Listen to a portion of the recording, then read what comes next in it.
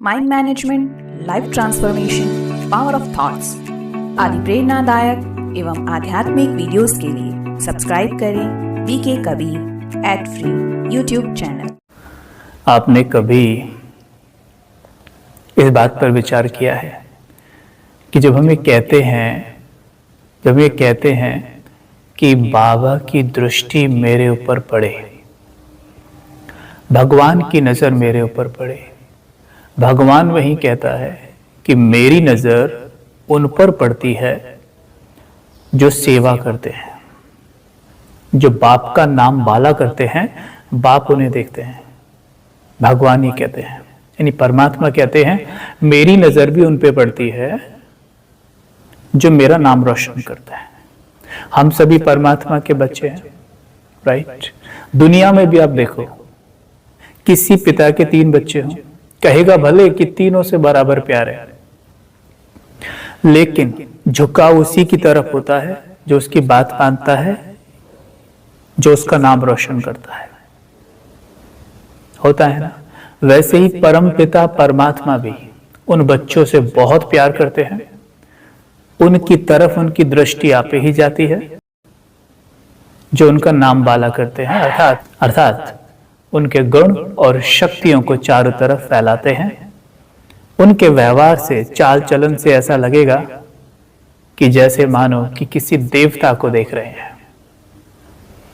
ये है ईश्वर पिता का नाम बाला करना। देखिए होता क्या है, हम विचार करते हैं मतलब कैसे, तो क्या करें। समझिए इस बात को। क्या कभी आप गए होंगे, ऑफ कोर्स, एक फल विक्रेता के पास आप जाइए, वहां पर आप देखते हैं कि वो सेब बेच रहा है, एप्पल। उसके पास 3 टोकरियां हैं। एक टोकरी है जिसमें फल रखे हैं बहुत एवरेज, थोड़े बहुत मोटे पतले काने, मतलब उनमें कुछ दाग हैं ऐसा करके। एक है मीडियम, मतलब ठीक ठाक है, और एक है बहुत एकदम गोल लाल, एक जैसे। अच्छा, आप पूछते हैं इनका प्राइस क्या है, तो वो बताता जो पहली टोकरी में है जो सेब बहुत अच्छे नहीं है 50 रुपए किलो, मीडियम 100 रुपए किलो, और ये 150 रुपए किलो। ठीक है। आपने एक बात विचार की कि उनकी गुणवत्ता के आधार पर फल विक्रेता ने उनको एक टोकरी में रखा है। जिस टोकरी में फल है ना, सेब है, जिस टोकरी में फल है ना, उसमें सारे फल एक जैसे हैं, सारे फल। दूसरी में सारे एक जैसे और तीसरी में सारे एक जैसे। बिल्कुल कुदरत भी हमारे साथ वैसा ही करती है। हमें वो उसी टोकरी में रखती है, जिस टोकरी में हमारे जैसी ही आत्माएं हैं, अर्थात जिनके माइंड की फ्रीक्वेंसी हमारे समान है, वो वहीं रखती है उन्हें। बिल्कुल। आज हम जिनके भी साथ हैं उनकी माइंड फ्रीक्वेंसी हमारे बराबर ही है। वो हमारी तरह ही सोचते हैं, बोलते हैं, बातें करते हैं, और हम उन्हीं की कंप्लेन करते हैं कि ऐसा है, वो वैसा, वो वैसे करता है, ऐसे करता है। देखो कितनी करते हैं। सच्चाई तो ये है कि हम कंप्लेन उनकी नहीं, अपने ही चरित्र की कर रहे हैं, अर्थात अपने ही संस्कारों की कर रहे हैं, क्योंकि हमारे संस्कार भी बिल्कुल वैसे ही हैं जैसे उनके हैं। अगर वैसे ना होते तो हम एक साथ होते ही ना। तो एक्चुअल में हम जिस टोकरी में रखा गया है, हम उसी टोकरी में हैं जिसमें हमारे जैसे ही सब हैं। और फिर हम कई बार ये भी कहने लगते हैं आजकल तो ऐसे लोग रहे ही नहीं जो दूसरों की मदद करें, उन्हें आगे बढ़ाएं। लेकिन अगर हम अपने माइंड की फ्रीक्वेंसी को थोड़ा सा ऊपर उठा लें, तो उस पहली टोकरी से उठ के हम दूसरी वाली टोकरी में आ जाएंगे, जहां वाले एप्पल्स का प्राइस थोड़ा ज्यादा है। और वहां आप देखेंगे कि आपको कुछ ऐसे लोग जरूर मिलेंगे जिन्हें देखकर आप ये कहेंगे कि अच्छा, इतने अच्छे लोग भी होते हैं क्या। जब मैंने राजयोग सीखा तो उससे पहले भी मैं कुछ अच्छे लोगों से तो मिलता था, ऐसी बात नहीं है। लेकिन राजयोग सीखने के बाद जब ब्राह्मण परिवार में आए, अनेक लोगों से मिले, तो मन एक ही बात कहता था, खास तौर पे शुरू में, कि इतने अच्छे लोग भी दुनिया में होते हैं क्या। ये है, थोड़ी सी माइंड की फ्रीक्वेंसी उठी और मुलाकातें हुई। फिर धीरे धीरे और पुरुषार्थ बढ़ता है तो आपको और भी हाई फाई महारथी आत्माएं मिलती हैं अपने आसपास। होता है ना, बस ये ध्यान देना है कि अपने माइंड की फ्रीक्वेंसी को उठाइए, के बजाय जिनके साथ रह रहे हैं उनकी कंप्लेन करने में समय व्यर्थ गवा दें। इस समय को व्यर्थ गवाना है उनके संस्कारों के बारे में कंप्लेन करना, अर्थात अपने संस्कारों की कंप्लेन कर रहे हैं। और जब अपने संस्कारों की कंप्लेन कर रहे हैं तो हमारा माइंड उठता नहीं और गिर जाता है। यानी जहां हम थे, मतलब उस पहले वाली टोकरी में जिसकी कीमत सबसे कम थी, अब हम ऐसी टोकरी में जाना चाह रहे हैं या जाने का पुरुषार्थ कर रहे हैं जिन्हें डस्टबिन में डाला जाता है। तो ये हमने विशेष ध्यान देना है। अगर हम चाहते हैं कि हमें शिव बाबा देखें, परमात्मा की नजर हमारे ऊपर पड़े, तो हमें उस तीसरी वाली टोकरी में आना है जिसकी कीमत है 150 रुपए किलो। अर्थात हमें अपने पुरुषार्थ को इस लेवल पे लाना है, हमें इस तरह से सेवा करना है, हमें दूसरों को इस प्रकार आगे बढ़ाना है, हमें अपना पूरा जीवन सेवा बना देना है और हमें केवल देना है। हमें कभी संकल्प ही नहीं करना है कि मुझे किसी से कुछ मिले। आए संकल्प तुरंत उसको समझानी दो, तुरंत ज्ञान से उसे शांत करो। मेरा नेचर है देना, मैं हूं ही दाता का बच्चा, मैं मास्टर दाता हूं, मैं देव आत्मा हूं, मेरा नेचर ही देना है। जैसे वृक्ष का नेचर क्या होता है? ऑक्सीजन देना, कार्बन डाइऑक्साइड लेना। अब वृक्ष कहे मैं कार्बन डाइऑक्साइड लेता हूं लेकिन ऑक्सीजन नहीं देता, तो उससे नुकसान पहले किसका होगा? पहले वृक्ष का होगा, क्योंकि वो सूख जाएगा। वैसे ही जब हम देना बंद कर देते हैं, लेने के संकल्प करने लगते हैं, सबसे पहले हम ही सूख जाते हैं, हमारा जीवन सूख जाता है। फिर कैसे होता है? जैसे जीवित तो है, यानी शरीर में आत्मा तो है, लेकिन मृत तुल्य है। इसलिए चेहरे पर 12 बज जाते हैं, चेहरा उतरा रहता है हमेशा। देने वाले का चेहरा हमेशा खिला रहता है, लेने वाले का हमेशा मुरझाया रहता है। और ये फिर हर चीज में लागू होता है, सब कुछ चाहिए चाहिए चाहिए, क्योंकि क्या बन जाता है? ये हमारा संस्कार पड़ जाता है। हर चीज फिर चाहिए, सम्मान भी चाहिए। देना किसी को नहीं है सम्मान, सबकी बुराई करते फिरेंगे, जिसको जो देखा उसको संकल्पों से बोल से गिराएंगे, लेकिन खुद को सम्मान चाहिए। कोई मुझे देखे कुर्सी छोड़ के खड़ा हो जाए, खटिया छोड़ के खड़ा हो जाए, राम राम करे, मुझे नमस्ते करे, हर जगह चारों तरफ आपको ऐसे लोग मिलेंगे, मुझे ओम शांति बोले पहले, लेकिन खुद कुछ नहीं करेंगे। फिर सब चाहिए बाहर से, ये संस्कार पड़ गया है। और जितना चाहिए उतना खोखला। उसने ओम शांति बोला लेकिन उसने तो नहीं बोला। अच्छा उसने भी बोल दिया कल, अच्छा उसने तो अभी नहीं बोला। तो अगर सम्मान हम बाहर से चाहते हैं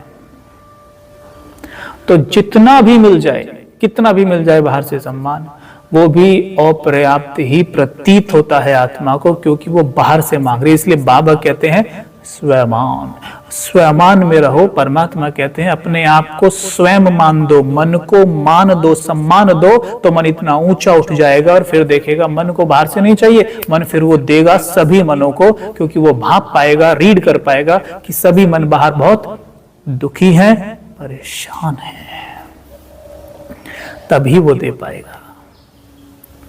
तो क्या करना है समझ में आया? हमें उस टोकरी में आना है जिस टोकरी पर बाबा की नजर रहती, क्योंकि बाबा एक्चुअल में क्या है? परमात्मा है। वो सोच विचार के नहीं करता, अच्छा इसको देखूंगा इसको नहीं देखूंगा, नहीं। एक्चुअल में क्या है? जो उस टोकरी में है ना फल, यानी जो आत्माएं जिनकी माइंड फ्रीक्वेंसी बहुत हाई है, जो सेवा करते हैं, माइंड फ्रीक्वेंसी हाई है, उन पे बाबा की नजर इसलिए पड़ती है, समानता समानता को आकर्षित करती है। तो समानता समानता को आकर्षित करना माना ये high frequency souls, supreme soul Shiv Baba को अपनी ओर आकर्षित खुद ही कर लेती हैं। यानी कि एनर्जी है ना, परमात्मा एनर्जी है और आत्माएं भी एनर्जी है, माइंड ये सब एनर्जी का खेल है सारा, है ना, एनर्जी। तो अपनी ओर आकर्षित कर लेती है। ठीक है, तो अगर चाहते हैं परमात्मा नजर मेरे ऊपर पड़े, परमात्मा मुझे देखें, उनकी नजर मुझ पे पड़े, तो इसका यही एक तरीका है। ठीक है, तो इसके लिए एक छोटा सा प्रैक्टिस भी आप कर सकते हैं कि दिन की शुरुआत बहुत ही धमाकेदार हो। मतलब सवेरे जब उठें तो हमेशा बहुत थोड़ा सा 10 मिनट अच्छे से मेहनत कर लें। और इसकी शुरुआत वैसे होती है रात्रि को। कई बार ऐसा होता होगा, आपके साथ हुआ होगा कि आप सवेरे उठे, मूड ऑफ है ना, मूड ऑफ है, अब आपने देखा होगा कि मूड जब ऑफ है ना, तो पूरा दिन हमारा उथल पुथल ही जाता है, और रात्रि को जब हम सोने जाते हैं या शाम तक आप ये कहने पर मजबूर हो जाते हो कि आज का दिन बहुत खराब गया। क्यों? क्योंकि आप खराब मूड के साथ जागे थे, खराब मूड के साथ जागे थे। लेकिन खराब मूड के साथ आप संयोगवश नहीं जागे थे, क्योंकि खराब मूड के साथ रात को सोए थे, अर्थात खराब मूड कहूं या खराब बातों को लेकर सोए थे।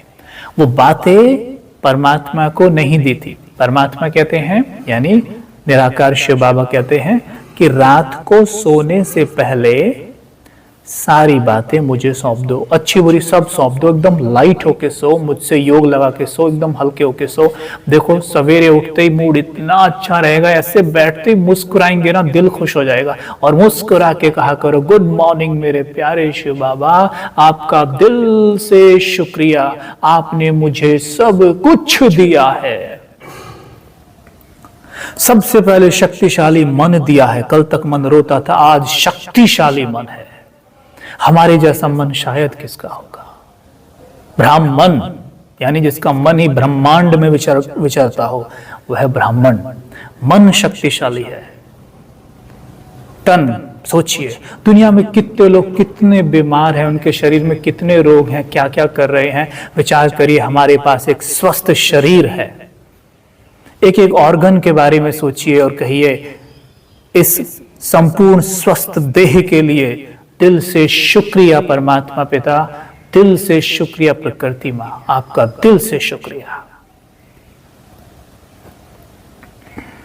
और चिंतन करना, थोड़ा सा इसको विस्तार में ले जा सकते हैं, क्योंकि शुक्रिया करने के लिए अब जितना विस्तार करेंगे उतना ही अच्छा है।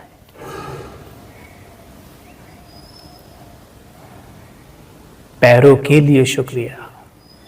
चल के आइए, अगर पांव में थोड़ी चोट हो, एक्सीडेंट हो जाए, तब देखो चलना, तब पता चले पांव की वैल्यू। शुक्रिया, भुजाओं का शुक्रिया, पूरे दिन कितना काम इनसे करते हो, है कि नहीं? है ना? बांध के देखने एक भुजा को एक दिन के लिए, पता चल जाएगा कि वैल्यू क्या है। धन के लिए शुक्रिया।